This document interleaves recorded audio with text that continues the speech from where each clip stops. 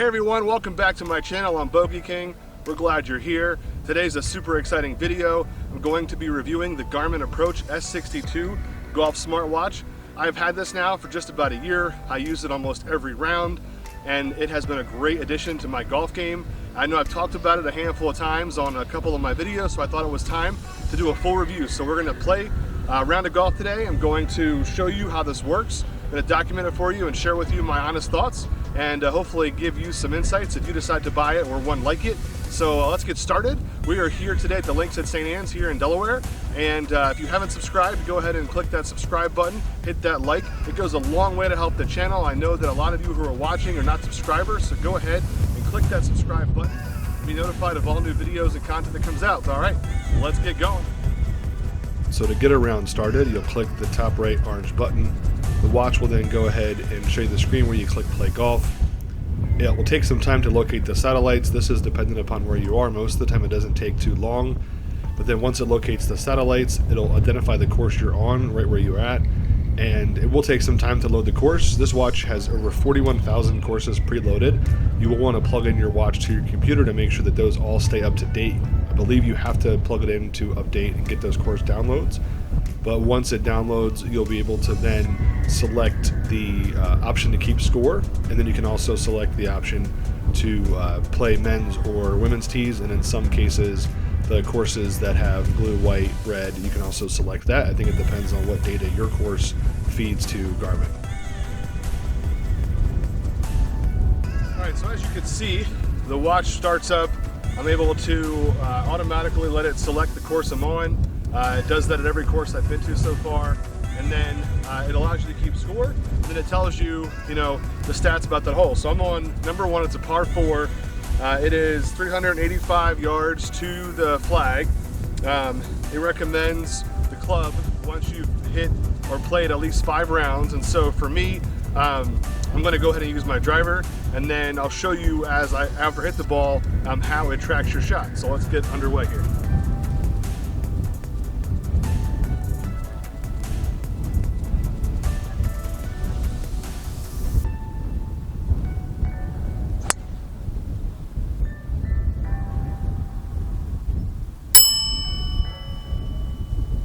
Alright, so as you can see, after I hit my shot, it says which club did you use. So I'm going to select Big Bertha, and then once I select it, it's going to have this little icon on the top as I start to drive. It's that number 11. It's going to start to track how far my drive was. So let's get in the car and go head up to the ball. Alright, so there's the tee box. Coming back here, there's my ball. I am about 179 yard drive. I'm 196 now from the flag, and then it's going to suggest that I hit my 5 wood from here. I'm probably going to go with my hybrid here, but maybe my 5 iron just to get it out and up safely since I'm in the rough. All right, second shot off the side of the hill. My watch says that it was a 173 yard drive. I am about 200 yards away from the flag, so I'm going to use my 5 iron to get it out of the rough here and hopefully get it into the fairway for a good third shot.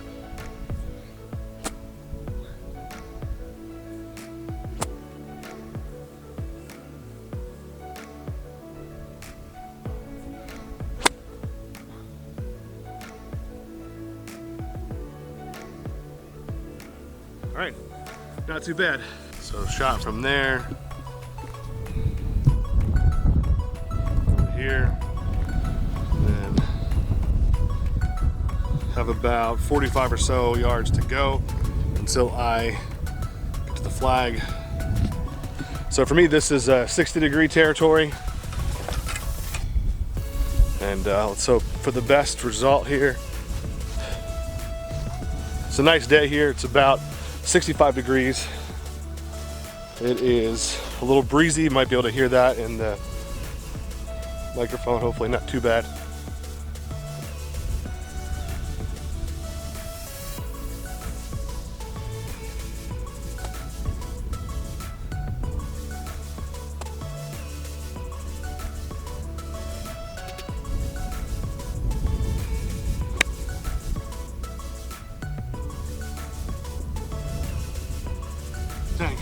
just to the left of the green and bounce down. See it over there. Little pitch up should work.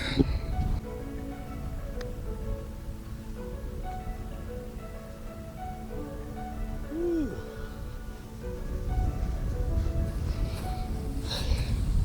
That was nice and close. I decided to use my putter because from that range, chipping at times can be a little sketchy. So I'm putting for bogey.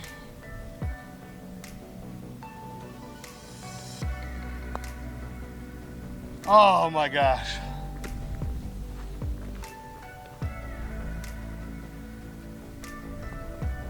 There we go. That is hole number one. I double bogeyed.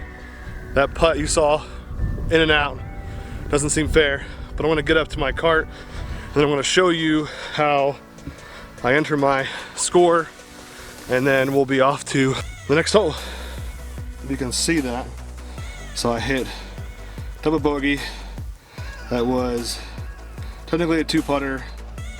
Fairway was a little right. No penalties. We're on hole number 3. It is a par 4, and as you can see on my watch, it is a par 4. It's 426 yards from where I'm at. It is suggesting, the watch is suggesting my 5 wood. I'm gonna go with driver here. And that's the one thing that I can say right now with the watch is that, you know, as you play with the watch, I think I mentioned earlier, it takes 5 full rounds for it to learn your clubs, and then you begin to get suggestions as you get to the course.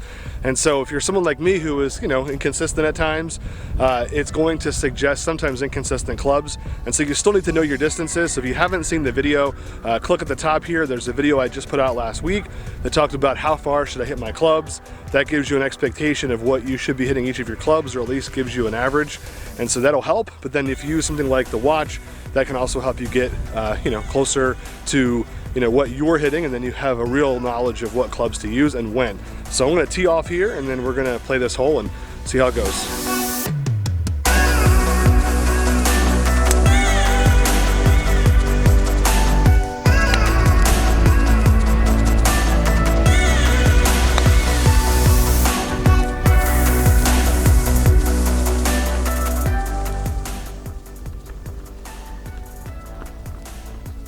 Oh my gosh, that was even with hitting the geese poop. Oh, well, you saw that. I hope you saw that.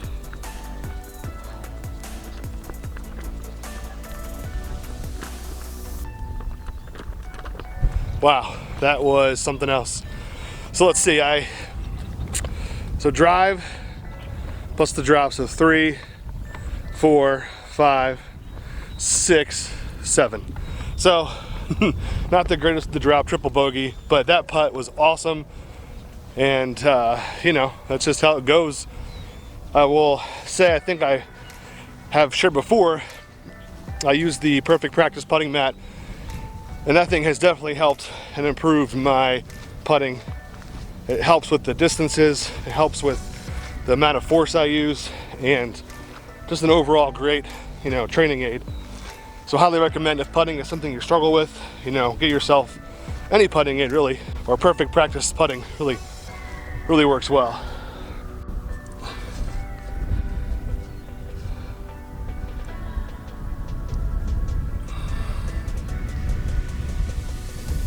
All right, well, I think you've seen the majority of how the S62 works.